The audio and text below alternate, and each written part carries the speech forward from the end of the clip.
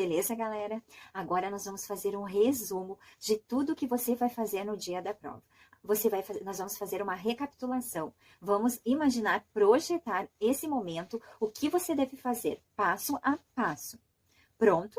Então, nesse dia especial, um dia que vai ser lá em janeiro, nesse dia especial, verão, janeiro, você vai estar sentado de frente para essa prova, que é uma grande vitória na sua vida, uma grande decisão que você tomou. E você vai chegar lá disposto a dar o melhor de si, disposto a ouvir as suas ideias, as ideias que o seu subconsciente tem lá guardada para você, independente do tema. Chegou na hora da prova, recebeu a redação, recebeu a proposta, que você tem ali a proposta do tema, e você vai fazer a redação conforme as regras que nós já vimos. Quais são essas regras? Primeira coisa, lê o tema, rapidamente sublinha palavras que você acha interessante colocar sinônimos para que você não fuja. Observe muito bem as palavras que especificam de que exatamente você tem que falar. Por exemplo, do Brasil.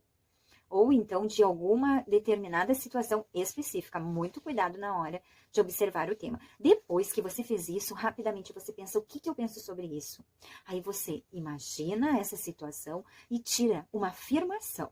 Muito cuidado também nesse momento com a mente sabotadora que vai querer bloquear. Mas aí você vai perguntando o que eu penso sobre isso, umas 3, 4 vezes, e de repente saiu, sem nenhum nervosismo, sem nenhuma ansiedade, simplesmente o que eu penso sobre isso. Pode ser uma palavra, pode ser uma frase muito simples, com palavras simples, fáceis.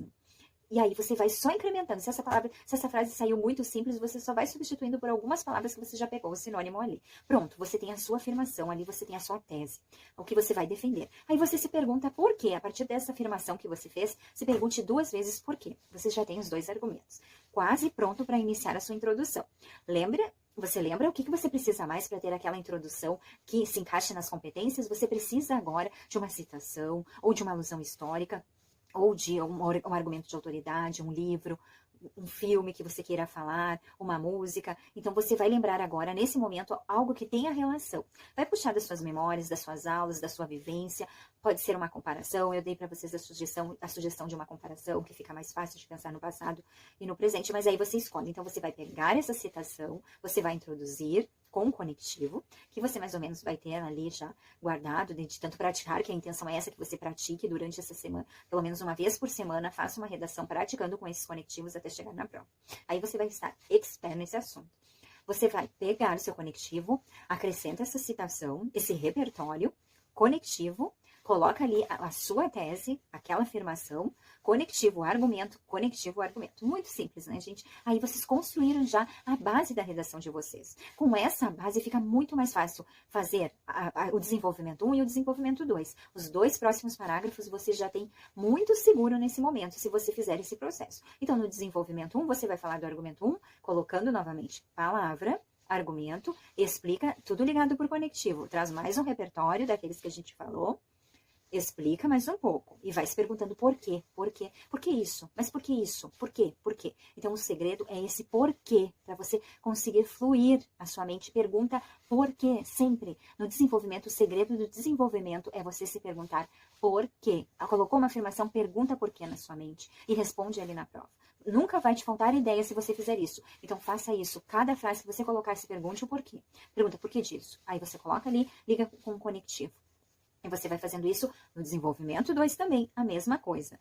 Fez o seu desenvolvimento, colocou ali palavra inicial, desenvolvimento, argumento 2, palavra inicial, argumento 2, conectivo explica. Coloca mais um repertório diferente dos outros que você colocou, conectivo explica. Pergunta, mas não tem mais ideia? Acabou a ideia, fez 2, 3 frases, acabou? Então pergunta o porquê da última frase que você escreveu.